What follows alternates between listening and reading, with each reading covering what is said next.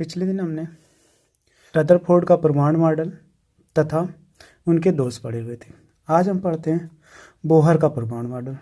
Bohr का परमाणु model कैसा दिया था इन्होंने, तो डेनिस वैज्ञानिक नील बोहर ने सन 1913 ईस्वी में रदरफोर्ड के परमाणु मॉडल की कमियां जो उनके थी, यानी रदरफोर्ड ने कुछ कमियां दी थी, उन्हीं कमियों को दूर करने के लिए प्लांक के क्वांटम सिद्धांत के अनुसार यानी की सहायता से दूर किया। यानी रदरफोर्ड ने बताया था जो उनमें किया था, यानी लगातार इलेक्ट्रॉन नाभिक का चक्कर लगाते, नाभिक का चक्कर जिससे ऊर्जा का अवसर एक बार ऐसा आएगा कि इलेक्ट्रॉन नाभिक में जाए। उसकी कमियों को दूर करने के लिए बोहर ने अपना सिद्धांत दिया, वो भी प्लांक के क्वांटम सिद्धांत के अनुसार। तो इन्होंने पहले क्या परिकल्पना दी या इन्होंने क्या नियम दिया।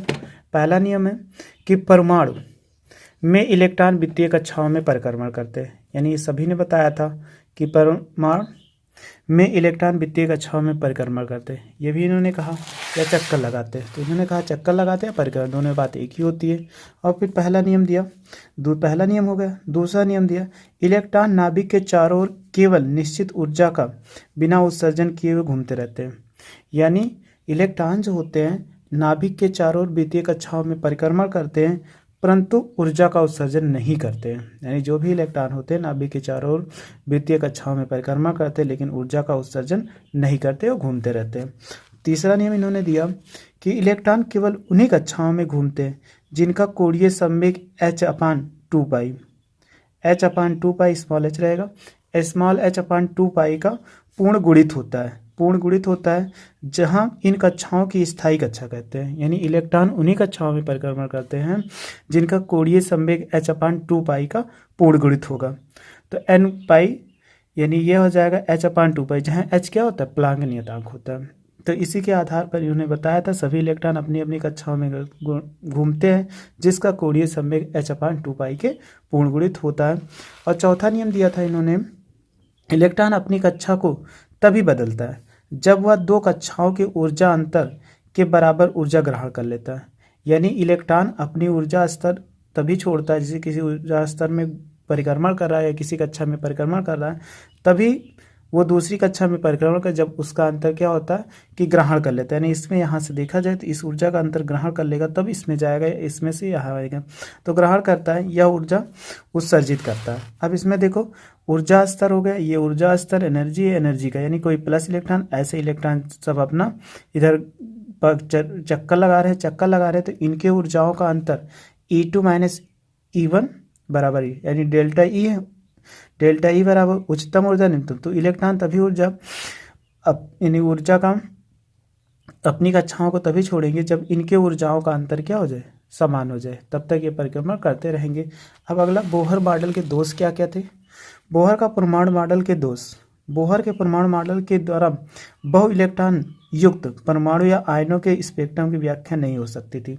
यानी मान ली बोहर के इनके अनुसार कि बहु इलेक्ट्रॉन युक्त परमाणु जिसमें बहुत सारे इलेक्ट्रॉन होते हैं या आयन के स्पेक्ट्रमों की व्याख्या नहीं हो सकती है। तो स्पेक्ट्रम की व्याख्या नहीं हो सकती, यह केवल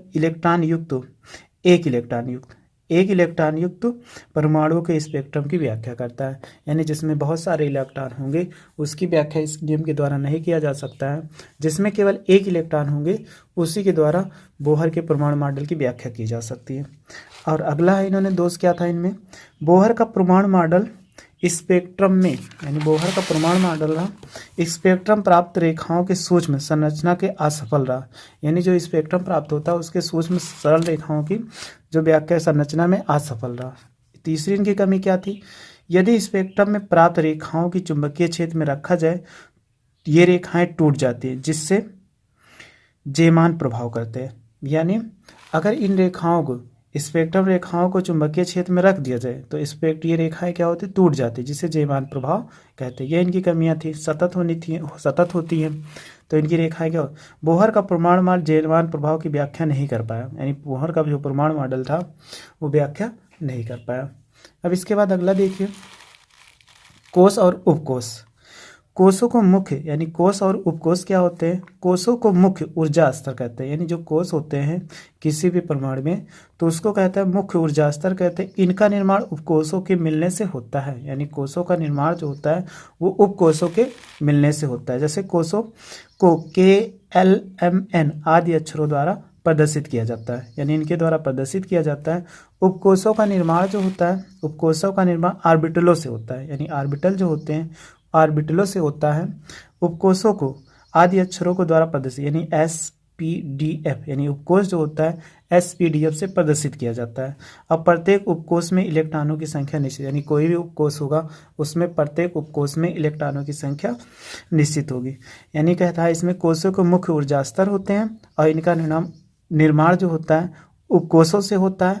कोषों को KLMN से प्रदर्शित करते हैं और अक्षरों से प्रदर्शित उपकोषों का निर्माण ऑर्बिटलों से होता है। ऑर्बिटल SPDF ये ऑर्बिटल होते हैं जिसमें इलेक्ट्रॉनों की संख्या निश्चित होती है। अब हम देखते हैं इसमें किसमें कौन से उपकोष में कौन से इलेक्ट्रॉन कितने होते हैं। जैसे कोष, यहाँ पे कोष में 2 इलेक्ट्रॉन ये निश्चित हो गए।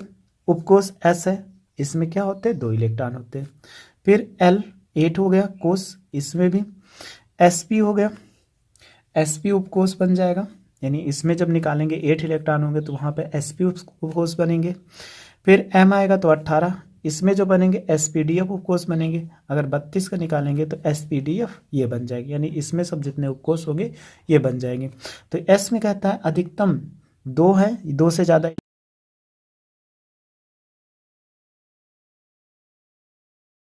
इलेक्ट्रॉन नहीं रह सकते, यानी P में होंगे S में होंगे ये 2 इलेक्ट्रॉन, इससे ज़्यादा आप नहीं रख सकते हो। कम हो सकते लेकिन ज़्यादा नहीं हो सकते। P में 6 से ज़्यादा इलेक्ट्रॉन नहीं हो सकते और D में 10 से ज़्यादा इलेक्ट्रॉन नहीं हो सकते और F में 14 से ज़्यादा इलेक्ट्रॉन नहीं हो सकते। अब इसमें देखिए कोष हो गया K बराबर, उपकोष में 2 इलेक्ट्रॉन हो गए। जब उपकोष में 2 इलेक्ट्रॉन हो गए तो यहाँ पे देखो कक्षक जो बनेंगे, यहाँ एक कक्षक बनेगा, यानी S के लिए इसमें आ गया L8 तो P उपकोष 6 हो गया, तो इसमें 3 डंबल बन यानी 3 इपॉक्स बन जाएंगे। फिर इसके बाद 18 आया, इन्हीं अस्कर 18 का हम जैसे करेंगे तो D आया, तो इसमें 4 बन जाएंगे। इसके बाद अगर 32 का है N बराबर 32 के लिए तो F बराबर इसमें 1 2 3 4 5 बन जाएंगे। तो ऐसे किसी में हो सकते इलेक्ट्रॉनों की संख्या जिसमें होती सभी की निश्चित होती है। आगे देखते हैं एक तत्व का इलेक्ट्रॉनिक विन्यास 2881 है। इस तत्व का परमाणु क्रमांक ज्ञात कीजिए। यदि इसका परमाणु भार 39 हो तो परमाणु में नाभिक में न्यूट्रॉनों की संख्या ज्ञात कीजिए। सबसे पहले इलेक्ट्रॉनिक विन्यास दिया गया तो इसी को हम जोड़ लें परमाणु क्रमांक 2881, तो 8 8 16 2 18 19 यानी परमाणु क्रमांक आ गया।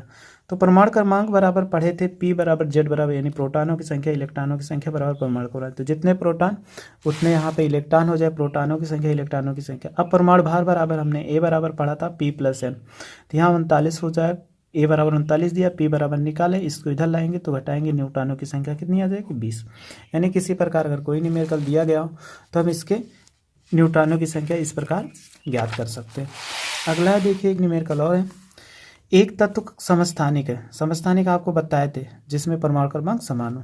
CX14 है, यानी कोई तत्व ये नहीं मालूम है कौन सा है, इसमें इलेक्ट्रॉनों और प्रोटॉनों की संख्या बताइए। तो ऊपर हमने बताया था जो सबसे पहले ऊपर लिखा हो परमाणु भार होता है, नीचे परमाणु क्रमांक। तो परमाणु क्रमांक 6 हो गया, तो 6 ए बराबर ई बराबर ये होता है P के, तो E बराबर P यानी प्रोटॉनों की संख्या के बराबर है। फिर हम रख देंगे इसमें A बराबर 6 + N, यानी यहाँ पे इस तरह घटा देंगे तो N बराबर कितना, यानी न्यूट्रॉनों की संख्या 8 हो जाएगी और प्रोटॉनों की संख्या 6 हो जाएगी। एक न्यूमेरिकल और देखिए। एक तत्व का समस्थानिक 86 Rn 222 है। इसमें प्रोटॉनों, इलेक्ट्रॉनों और न्यूट्रॉनों की संख्या ज्ञात कीजिए। तो देखिए अभी पीछे बताए थे, ये ऊपर वाला जो होता है यहाँ पे परमाणु भार ये हो गया, परमाणु क्रमांक यहाँ पे 86 लिखा हुआ है, तो E बराबर N यानी Z बराबर ये सभी बराबर हो गए, तो इलेक्ट्रॉनों की संख्या 86, प्रोटॉनों की संख्या जो हो जाएगी वो 86 हो जाएगी। अब इसमें परमाणु भार निकालना P + N, तो P + N वैल्यू रखोगे इधर 222, इसको इधर लो -N, तो इसमें घटाएंगे 12 में से 6 गया 6, 11 11 में से 8 गया 3, 1 हासिल हुए 136, तो न्यूट्रॉनों की संख्या हो जाएगी 1।